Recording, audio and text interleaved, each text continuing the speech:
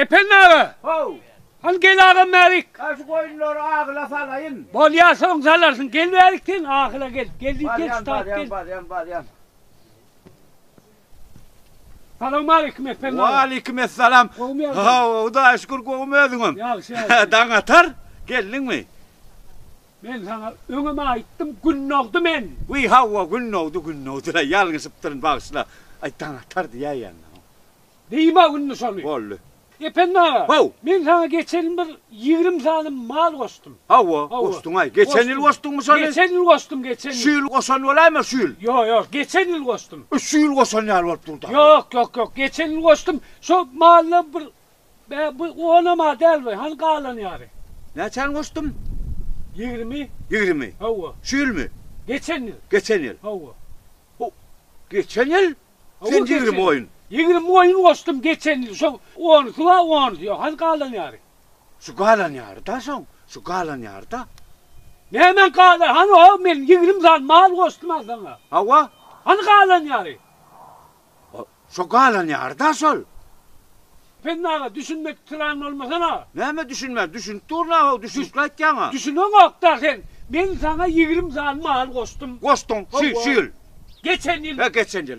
Geçen yıl. Yine buna 10 saniye. 10 saniye. 10 saniye. O hani kalan yani. Sen düşünün o var o. Çeppe. Eyvah. Şu son galan yarda sol. Ay yok canım ne? Şunu şu ateş sağlasam dokudam yok şu. Koysana ho koysana. Sen geçen koyun ne olay mı olsun o?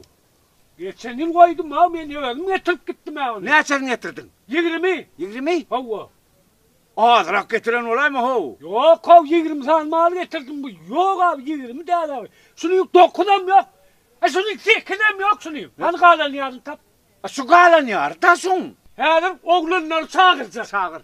Yeke anlatacak şunu. Sanat ne mi galan yarı sol. Çağır. Oğlanlar. Gelin abi gelin hani. Gelsinler. Şu yekeden sağınan şu mallar. Sanasın. Hem onu çekmem hem onu. Mallar sağınan yekeden. Sana ver. Bana. Hava. Hay sınzanay. Sana birin tut. Terimiz bir tutar mı? Göre. Var senin var. Tut terik verin. Ana. Ana. İtalmada yetmedi al. İtalmada mı? Hava. Ay yetmedi la ho ağzına tuttursa o.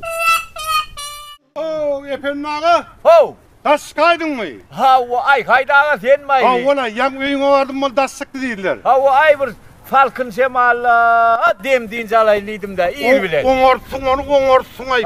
Ay onu oңorsun. Ay benim ara aylan ayınlık geldi. Aylanmalı. Sağlık kuruluk mu haydağa? Çağa çuva oğlanı Şükür sok mal gara hemme sağlık mıdır? Oңorçuluk söyleme. Goy. Ay bolup dur. Ay keyvani. Ay heycana.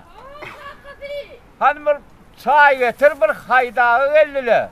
Ay sadip alara kalmadı efendim ben kan oturacak gelmen. Yo otur ol haydağı bir. İyi bilen bir çayla salla. Şeyle mi? Yine kakati.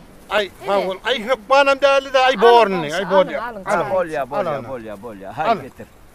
Ay haydağı. Ha ola. Olmadın. Şükür daha ya. Ha bolya. Be yöne var efendim. Şu akşam dişim ağrıp yer kovup çıktım da ho. Be. Ay.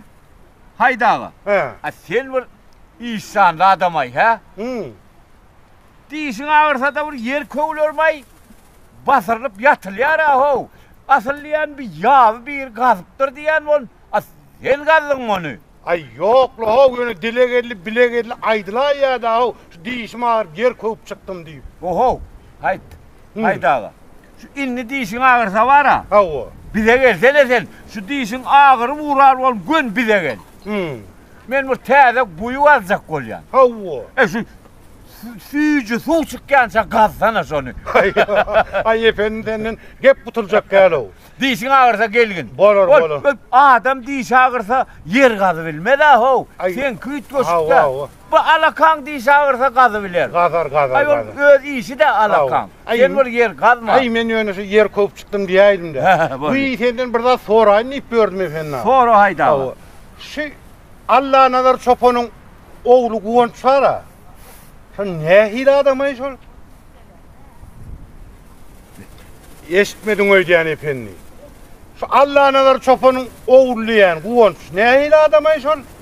O deme Kuvanç mı şu Kuvanç? Ha. Ay. Mene haydağı şon şunu ovodu. Kime mengdeteceğim bilen mi oğay? Men ya rekening ol. Benim şeylik Bor efendim. Onu men Troyun. Ha, Olya sağ olun.